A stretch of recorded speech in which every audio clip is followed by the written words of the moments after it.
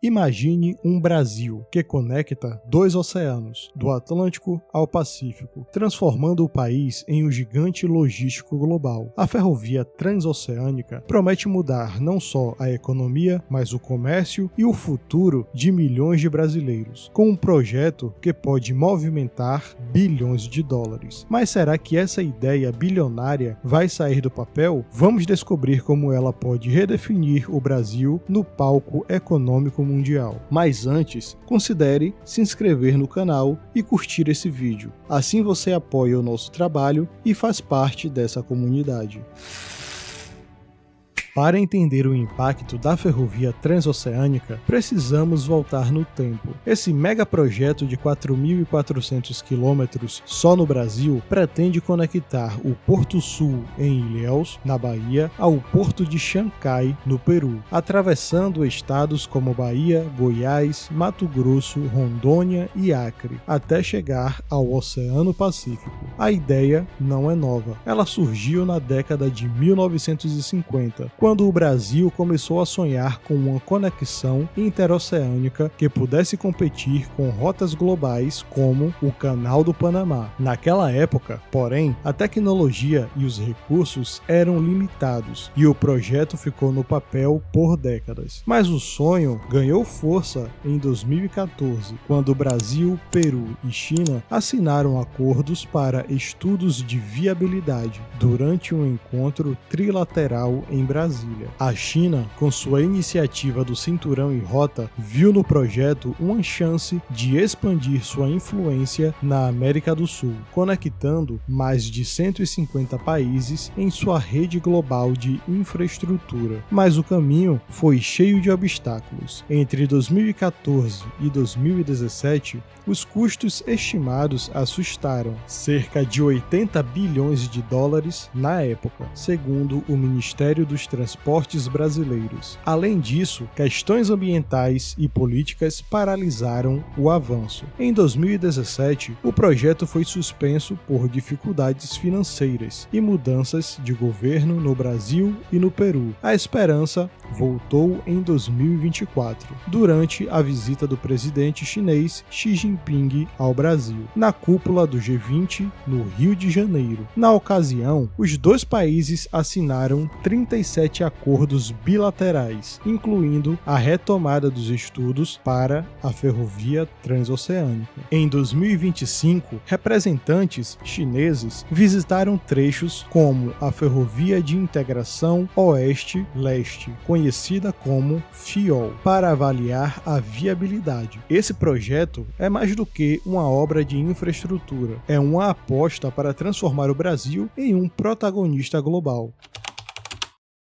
Agora que sabemos a origem, vamos entender por que a ferrovia transoceânica é um verdadeiro jogo de poder. Hoje, o transporte de commodities brasileiras como soja, milho e carne para chegar à China leva de 45 a 60 dias pelo mar, passando pelo Atlântico, contornando a África ou atravessando o Canal do Panamá. A ferrovia pode cortar esse tempo em até 15 dias, reduzindo a viagem para 30 a 45 dias, dependendo do porto de destino. Isso é um divisor de águas, porque a China é o maior parceiro comercial do Brasil atualmente. Em 2024, o comércio entre os dois países atingiu 163,6 bilhões de dólares, quase o dobro dos 92 bilhões com os Estados Unidos, segundo o Ministério da Economia. Menos tempo de transporte significa menos custos. Hoje, o frete marítimo pode custar até 20% do valor de uma carga de soja, e a ferrovia pode reduzir isso significativamente, aumentando a competitividade dos produtos brasileiros no mercado asiático e também no mercado global. Mas a ferrovia vai além da economia. Ela é uma peça central da iniciativa do Cinturão e Rota, a estratégia global da China para dominar o comércio e a infraestrutura. Com esse projeto, entanto, a China quer garantir o acesso direto às commodities brasileiras e transformar o Porto de Xangai, no Peru, na porta de entrada da América do Sul para a Ásia. Xangai, que foi modernizado com investimento de 3,6 bilhões de dólares, vai ter capacidade para movimentar 1 milhão de contêineres por ano a partir de 2025, segundo a COSCO Shipping, a empresa chinesa responsável pelo porto. Para o Brasil, isso significa atrair bilhões em investimentos chineses e fortalecer o Porto de Santos, que é o maior hub logístico da América Latina, que movimentou 145 milhões de toneladas em 2024, como um ponto de conexão entre os dois oceanos. Agora, vamos aos benefícios. A ferrovia transoceânica pode transportar até 23 milhões de toneladas de carga inicialmente, chegando a 53 milhões em 25 anos, segundo estudos da EPL, a empresa de planejamento e logística. Isso representa 37% da produção do Mato Grosso, o coração agrícola do Brasil, que em 2024 produziu 142 milhões de toneladas de grãos, de acordo com o IBGE. Para os exportadores, isso significa margens de lucro maiores e acesso mais rápido ao mercado asiático. E não é só o agronegócio que ganha. A ferrovia vai gerar empregos e desenvolver regiões como Mato Grosso, Rondônia e Acre. Em Porto Velho, por exemplo, a ferrovia pode aumentar o PIB local em até 15% nos primeiros 10 anos, segundo projeções da FGV, criando cerca de 50 mil empregos diretos e indiretos na região. Pequenos produtores peruanos também vão se beneficiar, conectando suas mercadorias ao mercado asiático via o Porto de Xangai. Quer um exemplo de como ferrovias transformam economias? No século XIX, as ferrovias do Reino Unido conectaram minas de carvão às fábricas, impulsionando a Revolução Industrial. Nos Estados Unidos, a ferrovia transcontinental uniu o leste ao oeste, transformando o país em uma potência econômica. Mais recentemente, as ferrovias de alta velocidade na China aumentaram o PIB em regiões conectadas. Estudos da Universidade de Pequim mostram que cada 1% de melhoria no acesso ao mercado gera 0,12% de crescimento na renda real. No Brasil, a transoceânica pode fazer o mesmo, transformar regiões agrícolas em potências globais, conectando o interior ao mundo. Mas será que esse sonho vai se tornar realidade?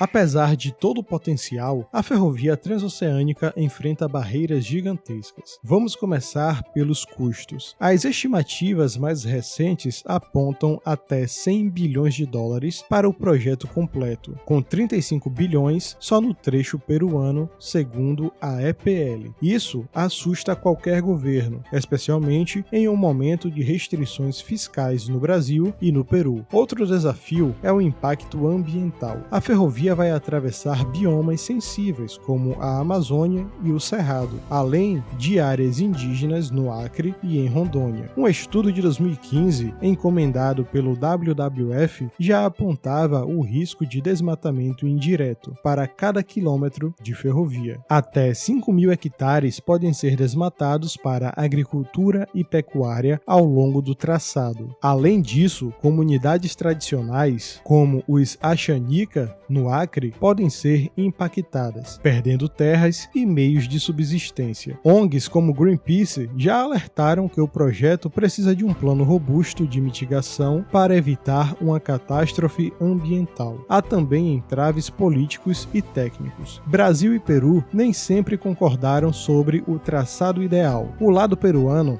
exige túneis e viadutos para atravessar a Cordilheira dos Andes, o que encarece a obra em até 30%, segundo a Universidade del Pacífico. No Brasil, mudanças de governo já paralisaram o projeto antes. Em 2017, a cooperação foi suspensa por questões financeiras e só foi retomada em 2024. Geopoliticamente, a dependência do financiamento chinês gera debates. A China, através da iniciativa do Cinturão em Rota, já investiu mais de US$ 1 trilhão em infraestrutura global desde 2013, segundo o Banco Mundial. Mas até que ponto o Brasil deve ceder à influência chinesa? Alguns especialistas temem que o país se torne excessivamente dependente, cedendo controle sobre setores estratégicos como o Porto de Santos. Comparado a outros projetos globais, a ferrovia transoceânica tem paralelos